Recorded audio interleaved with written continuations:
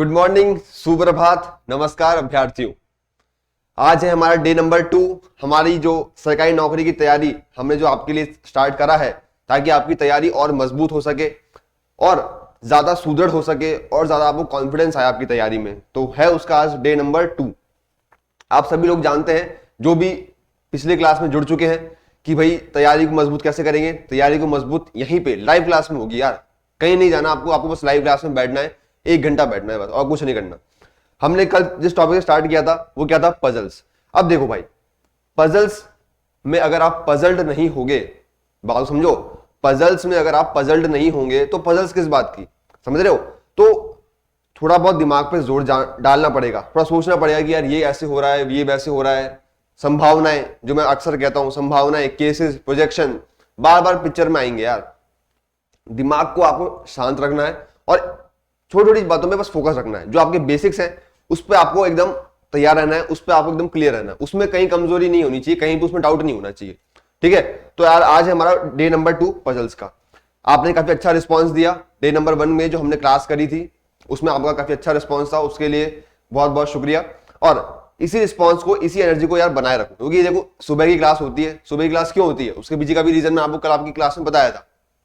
क्या बताया था कि देखो यार, सरकारी नौकरी की तैयारी ऐसी तैयारी है जो आपकी एक तो पूरी एनर्जी मांगती है और दूसरा आपका टाइम मांगती है, ठीक है। एनर्जी कब होती है भाई, रात को 10 बजे एनर्जी नहीं आती यार। एनर्जी कब आती है, सुबह सुबह आती है। तो सुबह सुबह एकदम आप एनर्जेटिक रहते हो, आप यहाँ पे सवाल खुद भी सॉल्व करो।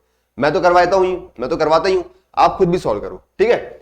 तो शुरू करते हैं यार आज का अपना लेक्चर नंबर 2 अपनी पजल्स का, ठीक है। और कल के लेक्चर के बाद काफी सारे बच्चों के डाउट्स भी आए थे, तो अच्छा लगा कि आप लोग एक बार पढ़ रहे हो, सीख रहे हो चीजों को। जो डाउट्स आए थे उसमें जो एक काफी कॉमन डाउट था वो एक क्वेश्चन में था, वो मैं आपको फिर से लाइव क्लास में करवा देता हूं, ठीक है। कोई दिक्कत वाली बात नहीं भाई, अपने पास टाइम की कमी नहीं है, लेकिन आपकी तैयारी होनी चाहिए पक्की, टॉपिक छूटना नहीं चाहिए कोई भी।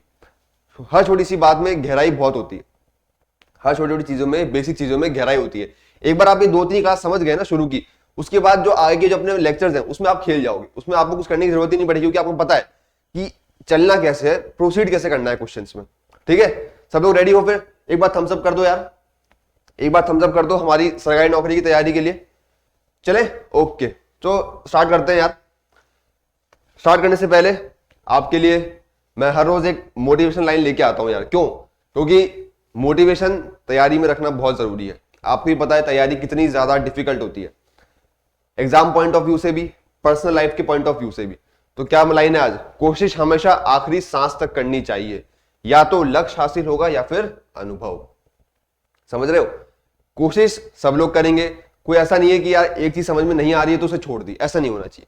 कोशिश पूरी करनी है, कोशिश पूरी करनी है। या तो लक्ष्य हासिल होगा, कोशिश करेंगे कि आपका लक्ष्य ही हासिल हो, या फिर अनुभव हासिल होगा। Experience matters, experience matters. ऐसा नहीं है आपका जो टाइम है आपका ये जो व्यर्थ जा रहा है, एक्सपीरियंस काफी ज्यादा काम में आता है। आपको एक्सपीरियंस मिल गया है तो आप उसे सीखते ही हो, ठीक है। तो यार ये थी आपकी मोटिवेशनल लाइन आज की। तो शुरू करते हैं लेक्चर को। आ गए हो सब लोग? आ जाओ भाई, चाय वाय पी लियो सबने। तो कोई कोई तो सो के उठा होगा, जो रात को पढ़ते हैं वो तो इस टाइम पे सो के उठते हैं, है ना। चलो स्टार्ट करें।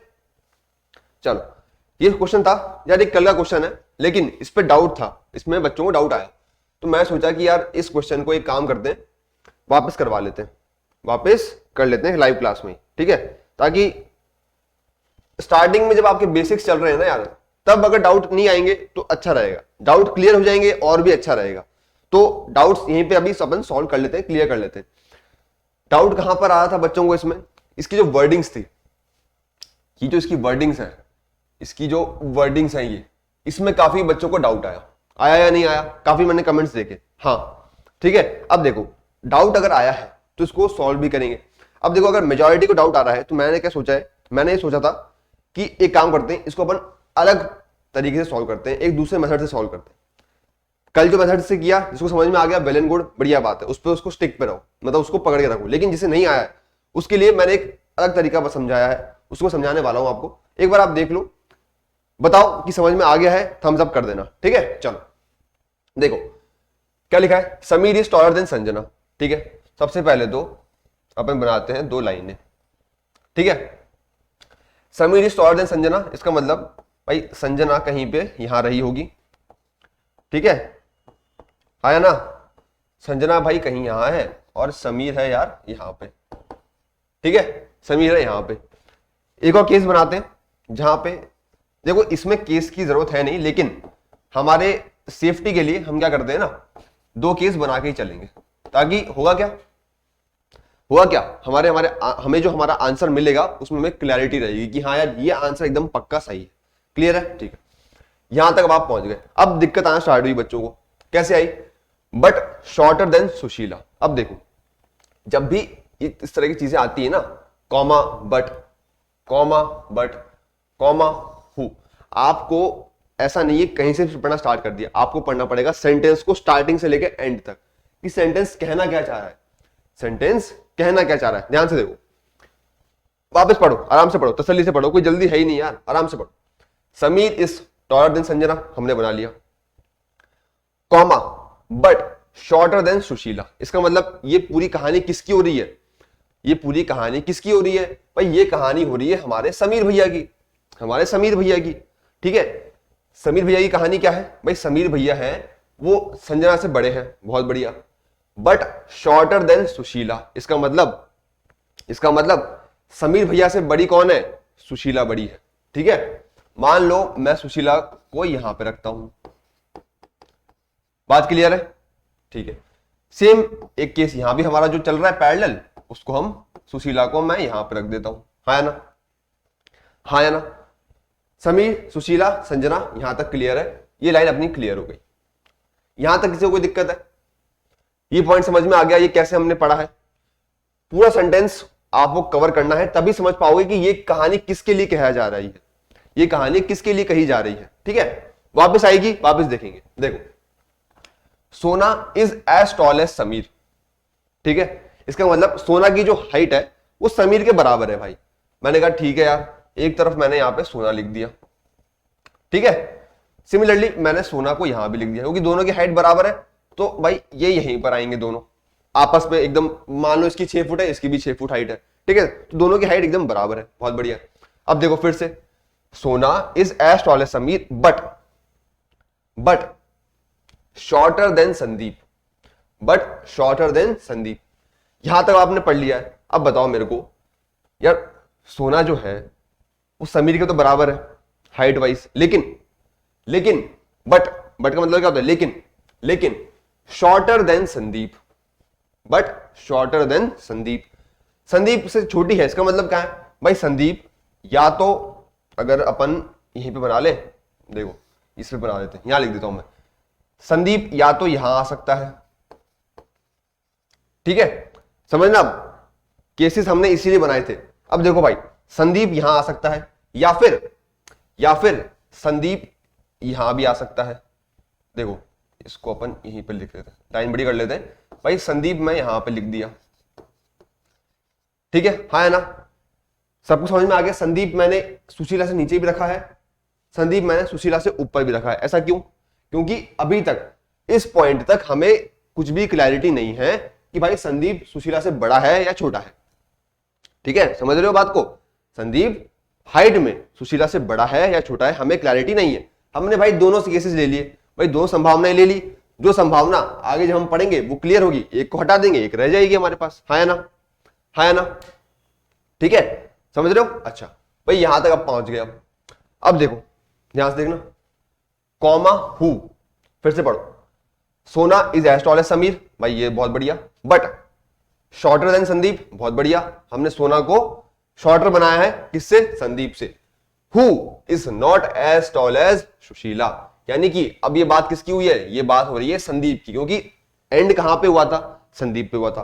अब अगर हु की बात आई है, हु मतलब क्या होता है, हु से आप क्या बताते हो, किसी एक पर्सन को आप एडजेक्टिव, मतलब किसी एक पर्सन का आप नाम लेते हो कि भाई हु इज देयर, ठीक है, who is there, who is there मतलब क्या है, आप किसी को बता रहे हो कि यार वहां पे कौन है, तो हु का मतलब क्या है, हु किसके बारे में कह रहा है, संदीप के बारे में, Sandeep who is not as tall as Sushila. अब एक बात बताओ, who is not as tall as का क्या मतलब होता है, who is not as tall as का क्या मतलब होता है, बताओ एक बार मेरे को, कि सर इसका मतलब ये होता है। देखो कल भी मैंने आपको एक चीज बताई थी, अगर मैं is not as tall as, इस पे फोकस करना बस। इसको अगर मैं लिखता हूं, क्या लिखता हूं? शॉर्टर। इसको मैं लिखता हूं भाई शॉर्टर। अब पढ़ो, Sona is as tall as Sameer, ठीक है, बट शॉर्टर देन संदीप, बहुत बढ़िया। Who is shorter than Sushila, इसको शॉर्टर देन लिख लो और सेंटेंस पूरा कंप्लीट हो जाएगा, ठीक है। Who is shorter than Sushila. एक बार बताओ, क्या ये स्टेटमेंट यहां से यहां तक और एक ये स्टेटमेंट जो मैंने लिखा है, क्या ये सेम है? हाँ या ना? कमेंट करके बताओ यार, क्या ये चीजें सेम है? क्या ये चीजें सेम है?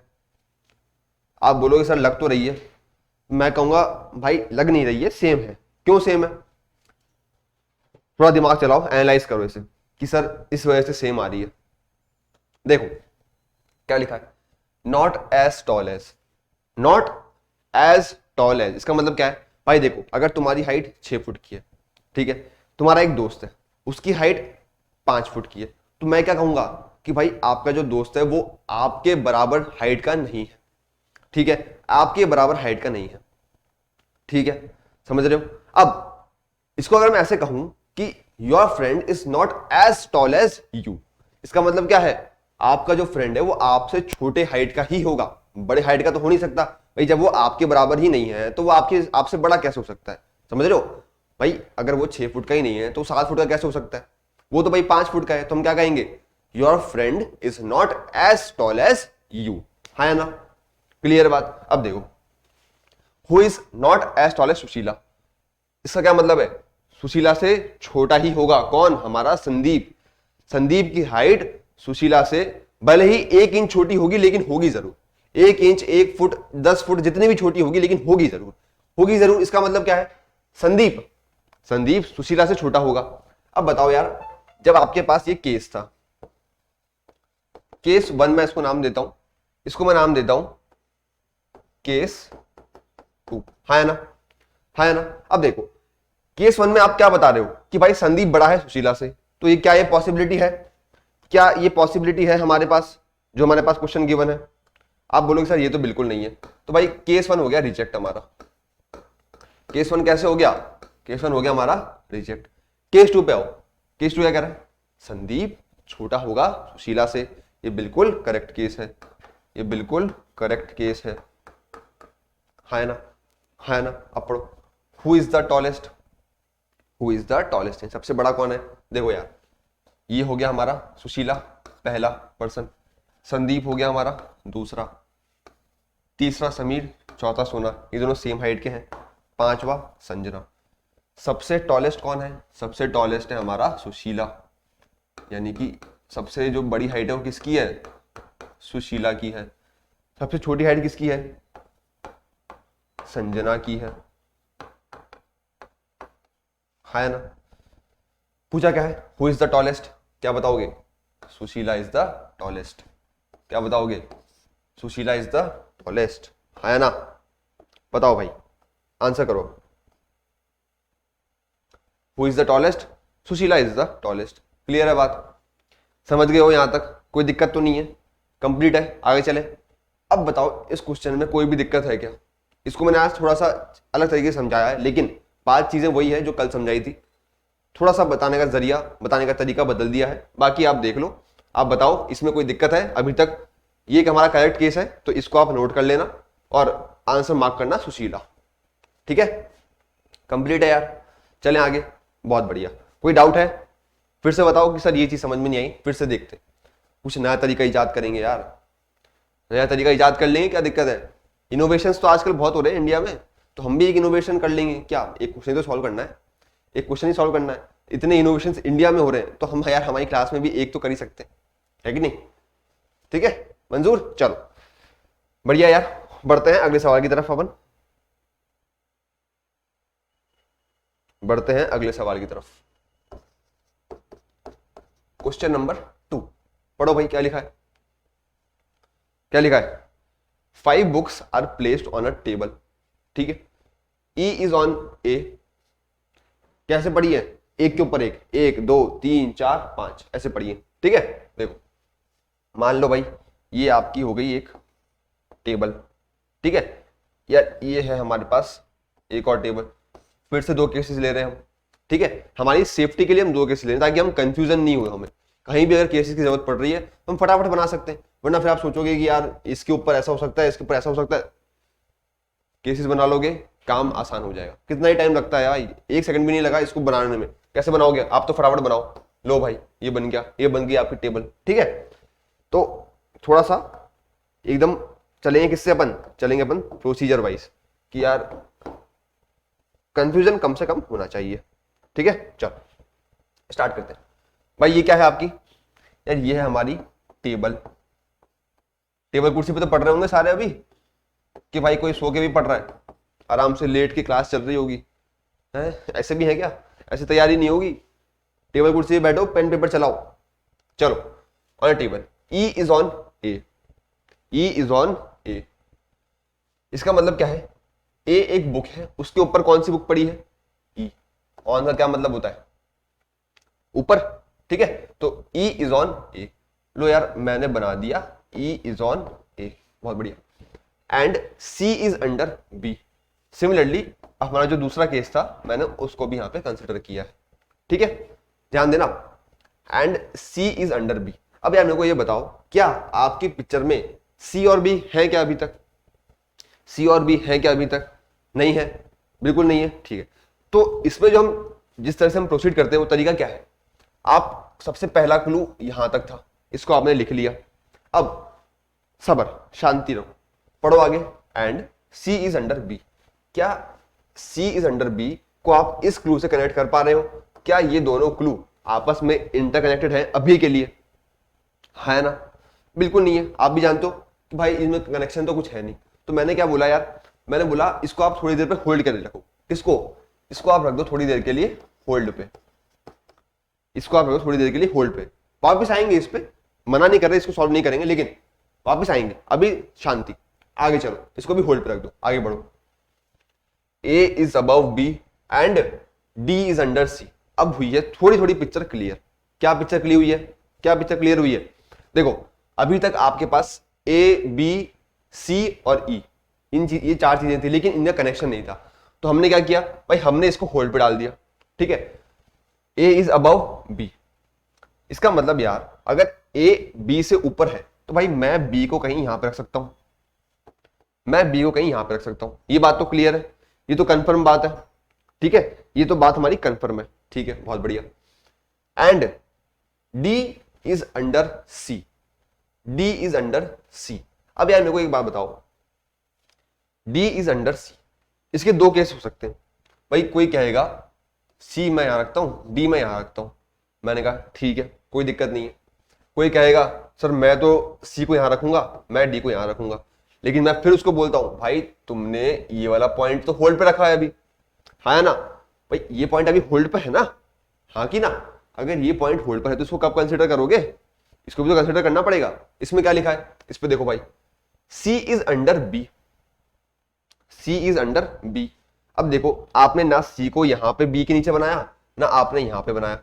तो अगर आप एक भी पॉइंट मिस कर गए, एक भी क्लू अगर आप मिस कर गए, तो आपका आंसर गलत, आपका आंसर गलत है ना? समझ रहे हो बात को? तो जितने भी क्लूज क्वेश्चन में आपको गिवन है, जो भी आप अगर आप होल्ड पे रख रहे हो, आपको ध्यान में होना चाहिए भाई ये मैंने होल्ड पे रखा हुआ है। होल्ड पे रख रहे हो तो पूरा क्वेश्चन खत्म होने के बाद वापिस आओ कि यार ये तो होल्ड पे रह गया, इसको फिर से पिक्चर में लेंगे हम। जैसे ही पिक्चर में लिया, कहानी बदल गई। कहानी क्या बदली? अब देखो कहानी कैसे बदली। इसका मतलब ये जो हमने लिया था सी और डी, उसको अभी हम वापस सही से करेंगे। क्यों सही से करेंगे? क्योंकि अभी हम एक क्लू को लेना भूल गए। सी इज अंडर बी। अब देखो भाई सी को मैं बनाता हूं यहां पे, सी को बनाता हूं यहां पे, ठीक है। And D is under C. D किसके नीचे है? डी किसके नीचे है? सी के नीचे है। तो लो भाई डी मैंने बना दिया यहां पे। यहां पे टेबल छोटी पड़ गई हमारी, चलो टेबल को बड़ी कर लेते हैं। लो टेबल को हमने बड़ी कर दी, टेबल को हमने बड़ी कर दी। यहां क्या था? बी सी डी, ठीक है। अब देखो इसमें आपको केस 1 में और केस नंबर 2 में, दोनों में सेम आंसर मिले। E A B C D, E A B C D, यही आपकी बुक्स का ऑर्डर है। इसका मतलब ये क्या है हमारा ऑर्डर ऑफ बुक्स, जिस ऑर्डर में बुक्स हमारी टेबल पे प्लेस्ड है, ऑर्डर ऑफ बुक्स है ना, इसी ऑर्डर में बुक्स हमारी टेबल पे प्लेस्ड है। अब देखो यहां पे तो सिर्फ 5 किताबों की बात थी, इसलिए हमारा काम आसान हो गया और क्वेश्चन भी बड़ा नहीं था। लेकिन अगर क्वेश्चन बड़ा होता तो हमें 2 केस का काम पड़ता, और इसलिए मैं आपकी प्रैक्टिस अभी से करवा रहा हूं ताकि आप हमेशा मिनिमम 2 केस तो लेके चलोगे, हमेशा मिनिमम 2 केस लोगे। अच्छी बात है कि दोनों केस का आंसर सेम आ जाए तो आपका टाइम बचेगा, इसका मतलब क्वेश्चन इजी है। लेकिन अगर एग्जामिनर आपको घुमाना चाहता है तो हम घूमेंगे नहीं, हम पहले से ही ये प्रैक्टिस कर रहे हैं कि भाई मिनिमम 2 केस लेंगे। मिनिमम 2 केस ले लिया, बात खत्म हो गई। मिनिमम 2 केस ले लिया, बात खत्म हो गई। आप सॉल्व करो, आंसर अगर सेम आ गया तो अच्छी बात है, वरना होगा क्या, एक केस आपका एलिमिनेट हो जाएगा, जैसे पिछले केस में हुआ था, पर एक केस रह जाएगा, है ना। पढ़ो भाई क्या लिखा है, which book is lying on the bottom. आप बोलोगे सर डी है लास्ट में, तो डी है लास्ट में, तो बस ये बन गया। अब देखो कल जो मैंने आपको बताया था एक आध अलग तरीके से क्वेश्चन, इसी का एक अगर मैं क्वेश्चन फ्रेम करूं तो क्या कर सकते हैं। देखो इसमें अगर अपन एक क्वेश्चन बनाए ना तो कैसे बनाएंगे, ये अलग क्वेश्चन है, ये यहाँ पे मेंशन नहीं है, लेकिन मैं अभी फ्रेम कर लेता हूं ताकि आपकी प्रैक्टिस हो जाएगी। देखो अलग तरीके से क्या हो सकता है, हाउ मैनी ध्यान देना, how many books are placed between, how many books are placed between E and D। आपके जो 4 ऑप्शंस हैं वो है 2, 3, अरे सॉरी 3 तो ऑप्शन है यार, ये गलत हो गया। क्या है हमारा ऑप्शन नंबर 2 1, ठीक है, ऑप्शन नंबर 3 मोर देन 3, और ऑप्शन नंबर 4 कितना 3। बताओ कितनी बुक्स है ई और डी के बीच में, पहली बुक, दूसरी बुक, तीसरी बुक, हाँ ना, 3 बुक है। ऑप्शन कौन सा है आपका, option number 3 correct answer. Clear है बात, समझ गए हो, कोई दिक्कत है, नोट कर लो और फिर आगे चलते हैं। नोट कर लिया सबने, कर लो फटाफट से, जिसने नहीं किया है अगर कोई स्क्रीनशॉट लेगा तो स्क्रीनशॉट भी ले सकते हो, ले लो, ठीक है। चलो बढ़ते हैं अगले सवाल की तरफ, बढ़ते हैं अगले सवाल की तरफ।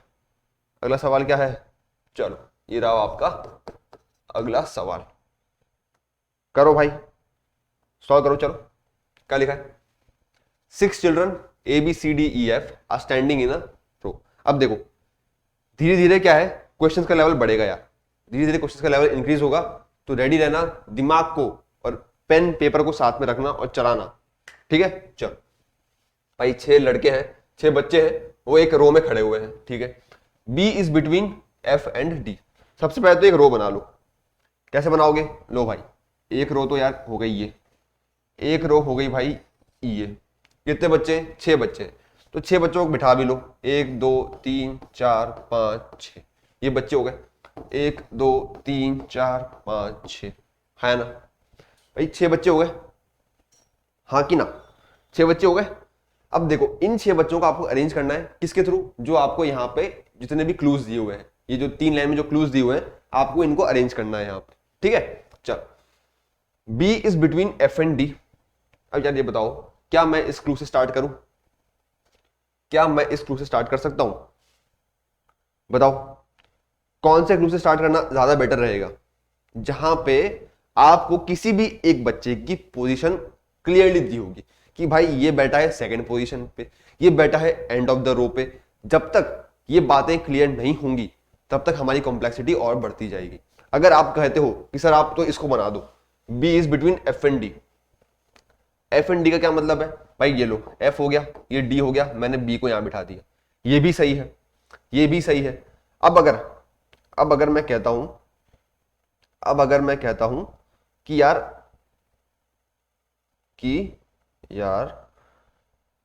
D अगर यहां पर है, D अगर यहां पर है तो फिर B कहां पर आएगा, B किधर आएगा, B अभी भी बीच में ही है, B अभी भी बीच में है, बी को मैं यहां भी लिख सकता हूं, बी को मैं यहां भी लिख सकता हूं, बी को मैं यहां भी लिख सकता हूं, लेकिन अभी हमारे पास क्लैरिटी नहीं है कि एफ डी बैठे कहां पर है।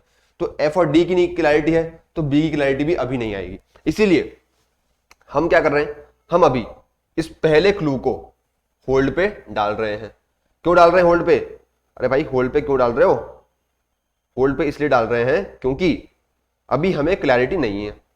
क्लैरिटी नहीं है तो अभी हम इस क्लू को डालते हैं होल्ड पे। ठीक है, इसको हम डाल रहे हैं होल्ड पे, हम आते हैं थोड़ी देर में।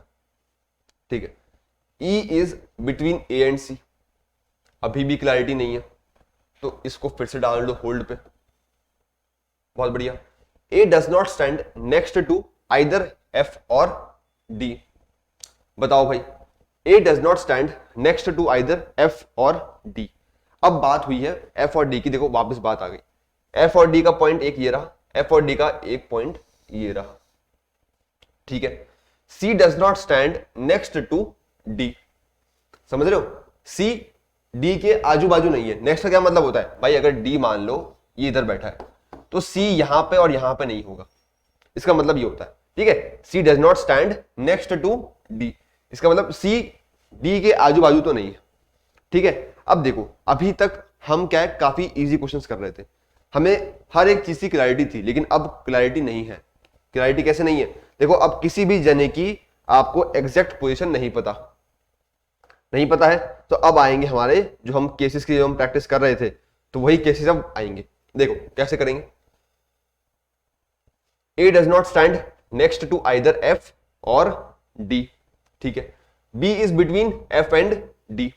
ठीक है, अब ध्यान दो, अगर मैं मेरे पास कोई एग्जैक्ट लोकेशन वाला चीज है नहीं तो हम क्या करेंगे, हम एक ऐसे पॉइंट को लेंगे जिसके कनेक्शन ज्यादा है, जिसके क्लूज ज्यादा हैं, ताकि आपका जो प्रोसीजर है वो जल्दी जल्दी आगे बढ़े। अगर आप कोई भी ऐसा क्लू ले लोगे जो आगे ही नहीं बढ़ रहा है तो हमारा क्वेश्चन अटक जाएगा। ठीक है, तो हम कौन सा क्लू लेंगे जिसके कनेक्शंस ज्यादा है। देखो कैसे लोगे, किसके सबसे ज्यादा है, F और D ये रहा, E is between A and C और A, अच्छा यानी कि A, F और D कनेक्शन ज्यादा है। ठीक है, आप खुद भी देख रहे होंगे A, F और D कनेक्शन ज्यादा है। अब कैसे करेंगे इसको यार बताओ। देखो दोनों प्रोडिक्शन का काम आने वाला है तो फटाफट से बना लो और इसको अपन आगे सॉल्व करते हैं। ठीक है, सॉल्व करें। ओके चलो देखो, B is between F and D। ठीक है, E is between A and C। ठीक है, A does not stand next to either F nor D। C does not stand next to D। इसको बनाना चालू करो। देखो कैसे बनाओगे इसे, which pair sitting at the extreme end of the line, यानी कि आपको ये पूछा है कि भाई यहां पे लेफ्ट और राइट में कौन कौन बैठा है। ध्यान से देखना, अब देखो बनाओ भाई, E is between A and C। तो देखो अगर मैं एक बार बनाता हूं E यहां पे, A यहां पे, C यहां पे, सिमिलरली एक बार मैं बनाता हूं C E A। ठीक है, सब एग्री करते हो इस बात से, ये हमने बना लिया। ठीक है, A does not stand next to either F और D। ठीक है, यानी कि यहां पे F और D तो नहीं आ सकते भाई। अगर F और D नहीं आ सकते तो हमारे पास क्या ऑप्शन रह गया, F और D नहीं आ सकते तो हमारे पास B और C रह गए, सॉरी B रह गया। अब अगर ध्यान देना, अगर मैं B को यहां रखता हूं, B को अगर मैं यहां रखता हूं तो मेरे पास क्या ऑप्शन रह गए, F और D। F और D, C does not stand next to D। C does not stand next to D। ठीक है, इसका मतलब क्या है, इसका मतलब क्या है भाई, D आप यहां नहीं रख सकते, D आप यहां नहीं रख सकते, तो यहां पे अगर आप F रखते हो यहां पे आप D रखते हो। हाँ है ना, हाँ है ना। अब ये बात बताओ, क्या हमारा जो B है वो F और D के एग्जैक्टली बिटवीन है? हमारा जो B है वो F और D के एग्जैक्टली बिटवीन है? नहीं है। तो इसका मतलब आपने जो अज्यूम किया था, ये जो हमारा जो केस जो हमारा बना था, ये अभी के लिए गलत साबित हुआ है। क्यों गलत साबित हुआ है? क्योंकि हमारा जो B है वो एग्जैक्टली बिटवीन नहीं है किसके, F और D के। यहां पे जो चीजें हैं ये सब किसका, जैसे B is between F and D, ये क्या बता रही है, B F और D के एग्जैक्टली बिटवीन है। ठीक है, इसका मतलब यार ये केस हो गया हमारा गलत, हाल फिलहाल के लिए ये हो गया हमारा गलत। अब फिर से देखो, फिर से बात आएगी, B is between F and D। अब अगर आप कहीं भी F और D को प्लेस करते हो तो भी हमारा जो केस है वो यहां पे वैलिड नहीं होगा। क्यों? क्योंकि B एग्जैक्टली बिटवीन नहीं होगा F और D के। हाँ या ना। अब कैसे करें आगे, अब आगे कैसे कर लें, देखो कैसे चलोगे, फिर से आगे आओ। A does not stand next to either F और डी, यानी कि फिर से यहाँ पे एफ नहीं, एफ और डी नहीं आ सकते, तो बी आर यहाँ पे आ गया, बी आर यहाँ पे आ गया। अब एफ और डी यहाँ नहीं आ सकते, तो हमारा ये केस ये भी वैलिड इनवैलिड होगी कि यहाँ पे एक ना एक चीज तो आनी पड़ेगी। एफ और डी जैसे आ गए, हमारे केसेस हो गए इनवैलिड। अब देखो ये आपने जो बनाया है ये हो गया है हमारा इनवैलिड केस, ठीक है। समझ रहे हो कैसे हमने इसको डिस्कार्ड किया है, ठीक है। अब फिर से अगली संभावना कि भाई अब और क्या करें, इससे तो आंसर आया नहीं हमारा, अब और क्या करें, फिर से आओ, फिर से पढ़ो, फिर से बनाओ। B is between F and D, भाई मैंने बोल दिया B is between F and D, B is between F and D, मैंने ऐसे बना दिया, ठीक है। E is between A and C, E is between A and C। अब देखो जब आपको पता चल गया है कि अगर इस तरीके से आपके ऑप्शंस मैच नहीं होंगे, आपके आंसर नहीं आएंगे, तो हमें अप्रोच बदलनी पड़ेगी। अप्रोच कैसे बदलोगे, अब ध्यान दो, अप्रोच कैसे बदलोगे, अब आपको बिठाना पड़ेंगे, अब आप एक एंड पकड़ लो कि अब आप एक एंड से बिठाना स्टार्ट करो बच्चों को। कैसे बिठाओगे, देखो ध्यान देना यार, काफी इंपॉर्टेंट क्वेश्चन है।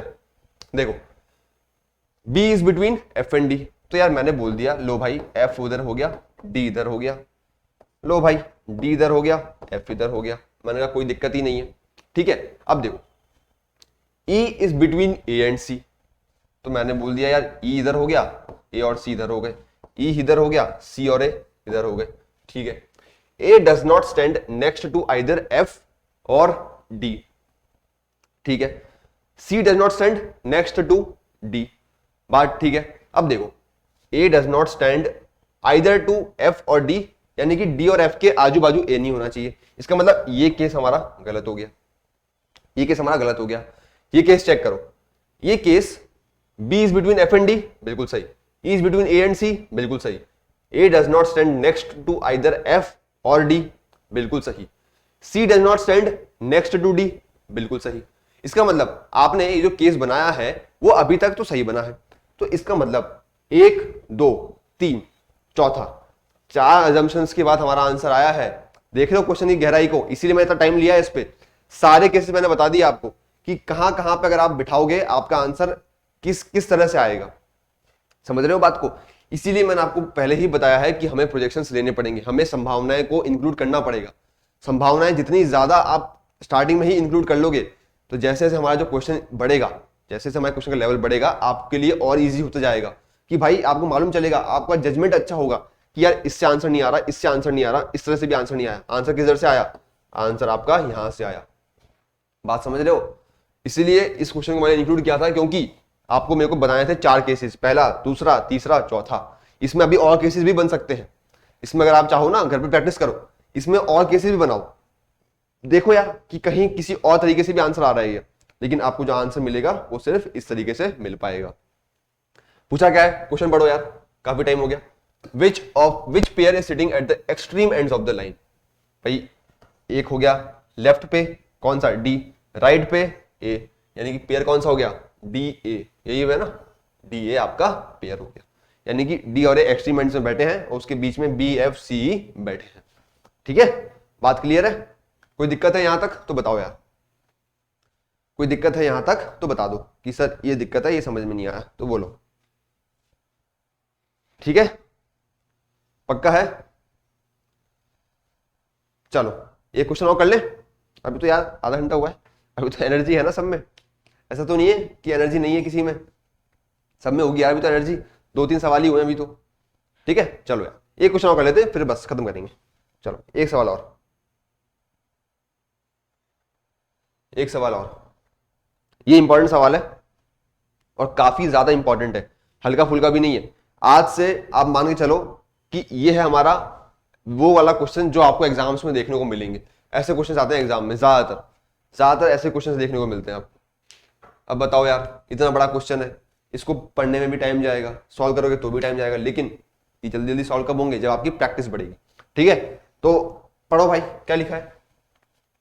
One of the 7 regional films, Punjabi, Marathi, Tamil, Telugu, Kannada, Bengali and Bhojpuri is shown on each day of the film festival, ठीक है, starting from Monday and ending on Sunday, यानी कि Monday Sunday, Monday Tuesday Wednesday Thursday Friday Saturday Sunday, 7 दिन 7 regional language की films. ठीक है, अब यहां से देखो, यहां तक थी जनरल बातें भाई, यहां तक थी हमारी जनरल बातें, इसलिए ये पूरी कहानी थी, इसको कोई मतलब नहीं था, मतलब भी इतना सा था कि आपको बताना चाहता है कि भाई क्वेश्चन है किस बारे में। हमारे जो हिंट है वो चालू हुए हैं यहां से, हमारे हिंट चालू हुए हैं बंगाली फिल्म से और खत्म हो रहे हैं इस वाले हिंट पे। फिर आपसे क्वेश्चन पूछ लिया है तो यार ये आपसे पूछा गया है क्वेश्चन, ठीक है। उसके पहले हमें करना क्या होगा, उसके पहले हमें जितने भी क्लूज हैं उसका एक अरेंजमेंट बनाना पड़ेगा कि कौन से दिन कौन सी फिल्म बताई जा रही है, ठीक है। इस क्वेश्चन को आप नोट करो, स्क्रीनशॉट लो और सॉल्व करना स्टार्ट करो। मैं भी सॉल्व करना स्टार्ट करता हूं, ठीक है। अब ये क्वेश्चन जैसे बार बार तो हम जा नहीं सकते, तो मैंने फोटो ले ली है इसकी, आप लोग भी स्क्रीनशॉट लेके सॉल्व करो, ठीक है। चलो यार देखो भाई, पहला क्लू क्या दिया हुआ है आपको, पहला क्लू हमें दिया हुआ है कितने डेज है, सबसे पहले तो ये बताओ। मंडे टू संडे 7 दिन है, तो यार एक तो पहले ये बना लो, मंडे ट्यूसडे, ठीक है। सबके ऑर्डर लिख लो, वेडनेसडे थर्सडे फ्राइडे सैटरडे और हमारा मनपसंद संडे। सबको संडे पसंद आता है यार, क्यों, क्योंकि छुट्टी का दिन है भाई। सोमवार से शुक्रवार तो वैसे ही हमारे पूरा काम करना पड़ता है, उसके बाद आता है हमारा शनिवार और इतवार। शनिवार इतवार सबको पसंद आते हैं, क्यों आते हैं, क्योंकि छुट्टी के दिन है, क्योंकि छुट्टी के दिन है, ठीक है। चलो भाई छुट्टी आज तो है नहीं, तैयारी में किस बात की छुट्टी यार, तैयारी में कोई छुट्टी नहीं मिलेगी, ठीक है। चलो यह है हमारा एक पूरा फ्लो चार्ट जिसमें हम पूरी बातें कहानी लिख लेंगे। यहां पे देखो क्वेश्चन आपके सामने खुला हुआ है आपके कंप्यूटर पे, ठीक है, ध्यान दो।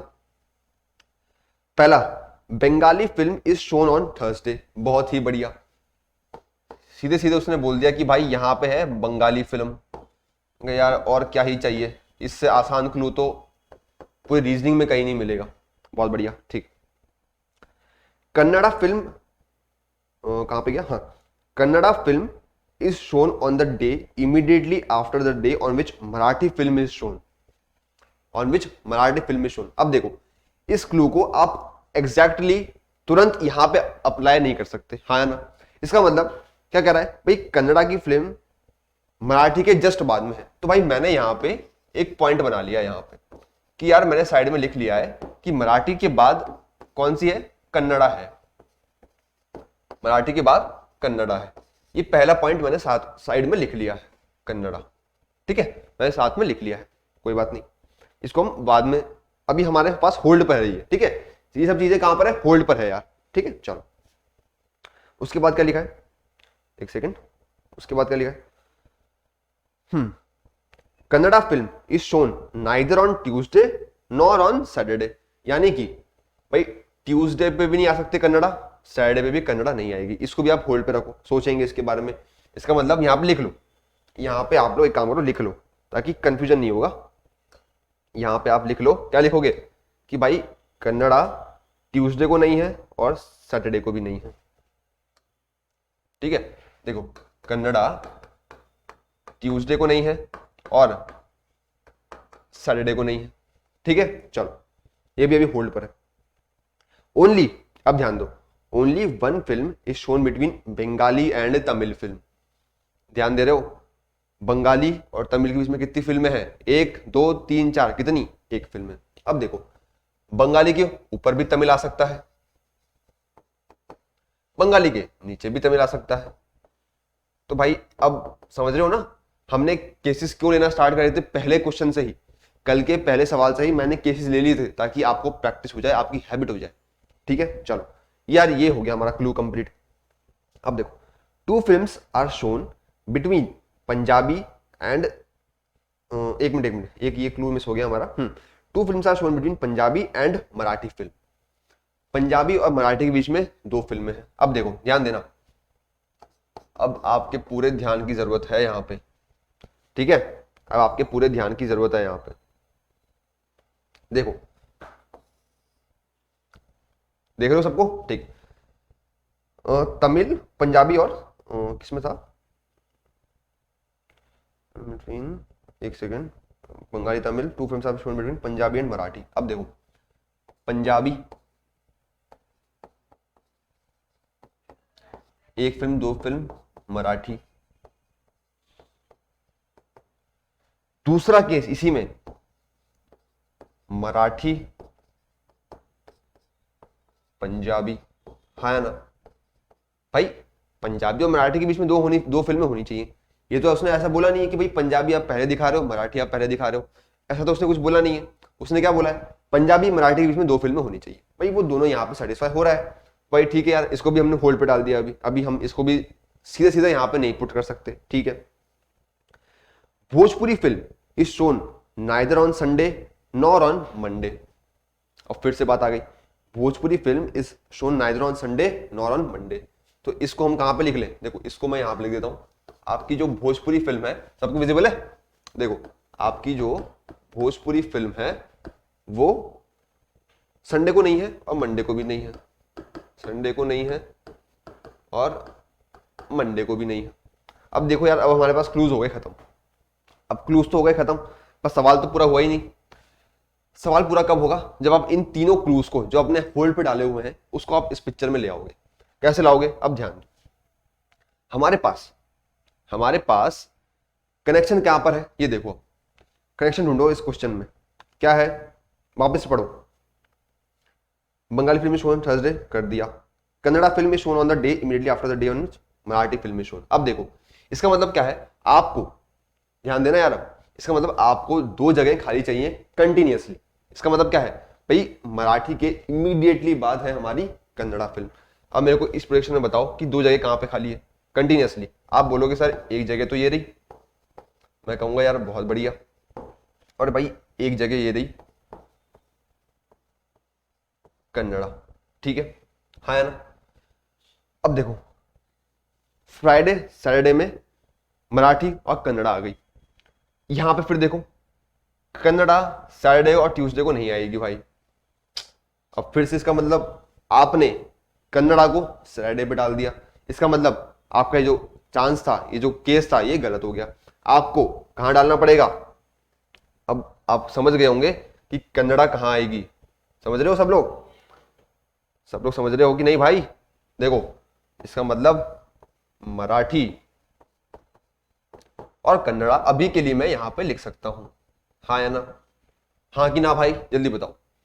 इस वाले केस में आओ भाई, अगर मैं मराठी कन्नड़ा को यहां लिखता हूं तो कन्नड़ा ट्यूसडे को नहीं आएगी, और यहां पे है आपका ये ट्यूसडे, ठीक है। इसका मतलब मराठी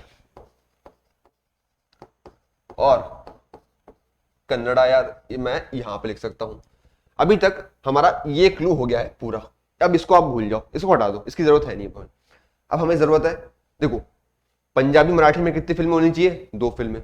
अब बताओ भाई पंजाबी को मैं कहां रखूं, भाई पंजाबी के लिए जगह सिर्फ एक बची है, जब आपको पंजाबी मराठी में 2 फिल्में चाहिए। इसमें कहां बची है भाई, लो पंजाबी मराठी में 2 फिल्में हो गई, बहुत बढ़िया। तो अब देखो यहां से भी आप नोटिस करो, मराठी पंजाबी, पंजाबी मराठी, ये दोनों केस सेटिस्फाई हो रहे हैं अभी। लेकिन कम से कम हमने इस केस को उठा के इस पिक्चर में डाल दिया, इतना काम हमने कर लिया है। अब अगला सवाल, भोजपुरी संडे और मंडे को नहीं होगी। अब यार भाई मंडे को भोजपुरी नहीं होगी, तो भोजपुरी मैंने डाल दी यहां पे, भोजपुरी मैंने डाल दी यहां पे। कोई है क्या बिहार के भैया, बहुत सारे होंगे बिहार के, तो भोजपुरी लोग बिहार में होते हैं यूपी में होते हैं, बताओ यार।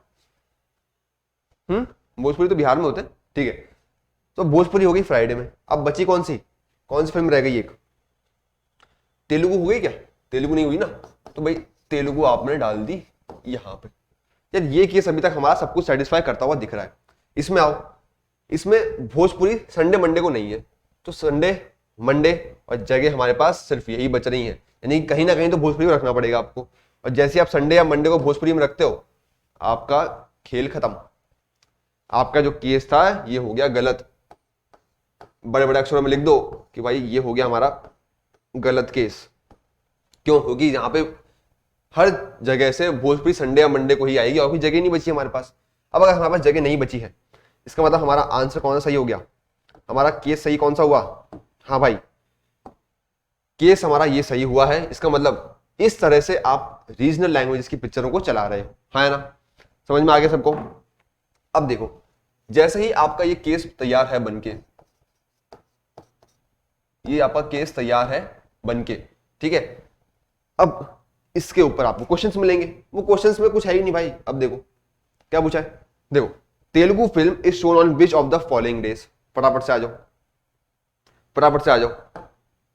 अरे इधर आओ, तेलुगु फिल्म कहां पर है भाई? भाई ये मंडे को है यार।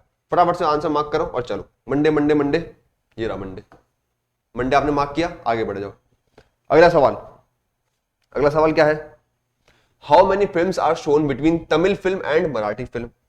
भाई तमिल और मराठी के बीच में कितने लोग हैं? तमिल ये रहा, 1 2 3, देखो पहला, दूसरा, तीसरा। तमिल मराठी के बीच में कितनी फिल्म हो गई? 3 फिल्में हो गई। फटाफट से मार्क करो और आगे बढ़ो। कितनी फिल्में हो गई भाई? 3, है ना? है ना? तमिल मराठी में कितनी फिल्में हो गई? 3 हो गई। बहुत बढ़िया, वापस आ जाओ। अच्छा, अगला सवाल क्या था यार? Which film the following regional movies is shown on Saturday. भाई सैटरडे को कौन सी पिक्चर चल रही है? सैटरडे को कौन सी पिक्चर चल रही है? आप बोलोगे सर मराठी चल रही है सैटरडे को, तो मैं कहूंगा भाई ठीक है, मराठी में भी कौन सी पसंद है आप लोगों को? मराठी में वो कर लेंगे अपन। सैटरडे को हम मराठी देखेंगे आराम से बैठ के, ठीक है? चलो भाई अगला सवाल। On which of the following days is Bhojpuri film shown. हाँ भैया, बिहार के भैया बताओ भाई, भोजपुरी फिल्म कब दिखाओगे? आप देखोगे भाई फ्राइडे को। अरे वाह, शुक्रवार को देखोगे भोजपुरी फिल्म, यही है ना? हाँ, फ्राइडे को, ठीक है? चलो, which of the following regional movies is shown just before the Bengali film. Just before the Bengali film, Bengali के जस्ट पहले कौन सा है भाई? देखो यार, पंजाबी, पंजाबी, ठीक है? पंजाबी किसके? बंगाली के जस्ट पहले, है ना? बंगाली के जस्ट पहले। अभी ट्विस्ट आने वाला एक है ना, ध्यान रखना। बंगाली पंजाबी, ठीक है? हो गया? अब देखो, अभी तक तो आपने क्या है, इस सवाल को हल्के में ले लिया था। इस सवाल को आपने हल्के में ले लिया था। क्यों हल्के में लिया भाई? हल्के में क्यों लिया? हल्के में आपने इसलिए लिया क्योंकि आपको लगा कि यार सॉल्व तो हो ही गया है। ध्यान देना, इसीलिए क्वेश्चन लिया है मैंने। यहां पे आपकी गलतियां होंगी और कंफर्म होंगी। क्यों होंगी? अब आप देखो, हमने क्या कहा भाई, पंजाबी मराठी के बीच में 2 लोग होने चाहिए, 2 पिक्चरें आनी चाहिए। लेकिन हुआ क्या, जब हमारा ये केस फाइनल हो गया, भाई ये केस तो हमारा गलत है, ये तो हम सब जानते हैं, सब जानते हैं, है ना? अब देखो हुआ क्या, आपने जैसे ही पंजाबी मराठी के बीच में 2 फिल्में रखी तो आप सब लोग खुश हो गए कि यार बन गया हमारा, तो आंसर आ गया। अब यहां पे ट्विस्ट आ गया। ट्विस्ट क्या आया? और वो इतना खतरनाक ट्विस्ट है कि आप लोग भी सोचोगे कि सर मजा आ गया। देखो, पंजाबी मराठी के बीच में 2 फिल्में, अगर मैं, ध्यान देना यार, अब अगर मैं मराठी को यहां रखता हूं और मैं पंजाबी को यहां पर रखता हूं, अब मैं ये व्हाइट पेन से लिख रहा हूं, ध्यान देना इस पेन को, पेन के कलर को, बात में गहराई बहुत है। पंजाबी मराठी को मैं ऐसे रखता हूं, तो क्या ये चीजें गलत है? क्या ये केस पॉसिबल नहीं है? आप क्वेश्चन देखो, आप एक क्वेश्चन में कहीं भी मेंशन नहीं था कि भाई मराठी वेडनेसडे को होगी या फिर पंजाबी सैटरडे को होगी, कहीं भी मेंशन नहीं था। इसका मतलब पंजाबी मराठी को प्लेस करने में भी एक केस में भी 2 केस बन रहे हैं, समझ रहे हो? इस केस में भी पंजाबी मराठी को आप 2 तरीके से प्लेस कर सकते हो। बात की गहराई को समझो। अभी तक हमने क्या किया, हमने पंजाबी मराठी को मान लिया और हम आगे बढ़ गए। लेकिन भाई मराठी पंजाबी यहां हो सकती है या नहीं हो सकती? कहीं भी आप देख लो क्वेश्चन में मराठी और पंजाबी का आपको एग्जैक्टली डेट नहीं दिया है, एग्जैक्टली डे नहीं दिया है।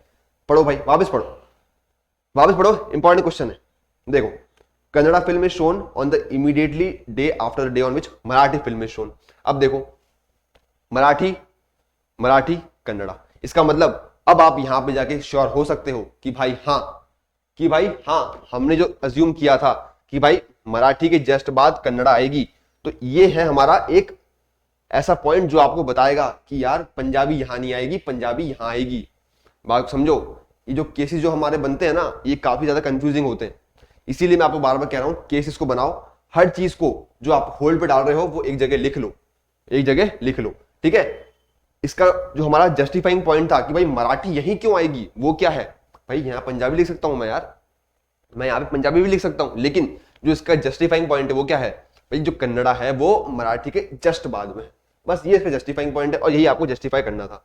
तो अगर आपको एग्जामिनर घुमाना चाहता है तो वो आपको किसी भी तरह से घुमा सकता है, बात को ध्यान से सुनना, एग्जामिनर आपको किसी भी तरह से घुमा सकता है। तो हमें प्रैक्टिस इतनी होनी चाहिए कि आप एग्जामिनर की बातों में नहीं आओ, क्योंकि भाई उसका तो काम ही क्या है, उसका काम ही ये है कि यार वो आपको कंफ्यूज करे, और कंफ्यूज हमें होना नहीं है, ठीक है। तो यार ये है हमारा सही केस, इस ऑर्डर में वो पिक्चरें दिखाई जा रही है जो आपकी रीजनल फिल्म्स चल रही हैं, ठीक है। तमिल, तेलुगु, पंजाबी, बंगाली, भोजपुरी, मराठी, कन्नड़ा, कंप्लीट, ठीक है। तो यार आज के सवाल हो गए पूरे कि और कुछ बच रहा है? खत्म हो गए आज के सवाल, बहुत बढ़िया। देखो अपन क्या है ना, थोड़े से अब टारगेट ओरिएंटेड चलेंगे कि इतने सवाल तो अपने को करने ही है दिन में, क्योंकि अगर एक मिनिमम नंबर सवाल नहीं करेंगे तो प्रैक्टिस कैसे होगी यार, ठीक है। तो ज्यादा से ज्यादा सवाल आप लोग भी सॉल्व करो, कमेंट सेक्शन में बताया करो कि सर इसका आंसर ये आएगा, इसका आंसर ये आएगा, इसको ऐसे बनाओ, ठीक है। तो मजा आएगा यार, 1-to-1 कन्वर्जन होगी तो कन्वर्जेशन होगी तो और मजा आएगा, ठीक है। और ये क्या है अपना, ये आपका टेलीग्राम चैनल है, ये आपका यूट्यूब चैनल है, तो जो भी अभी तक नहीं जुड़े हैं इस चैनल से जुड़ जाओ। और हाँ, क्लास में सबको रोज आना है, कोई ऐसा नहीं जो क्लास में लेट आएगा, ऐसा नहीं होना चाहिए। 9 बजे की क्लास है, 9 बजे एकदम टिच यहाँ पे चाहिए, है कि नहीं।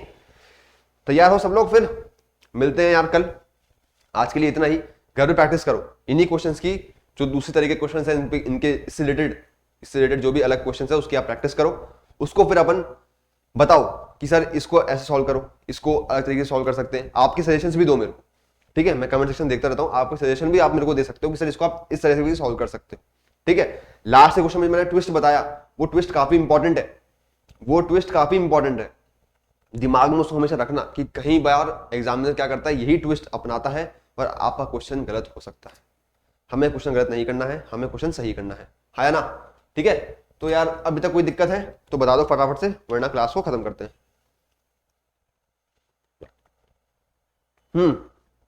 कोई दिक्कत है क्या, कोई दिक्कत है क्या अभी तक? नहीं है तो खत्म करें।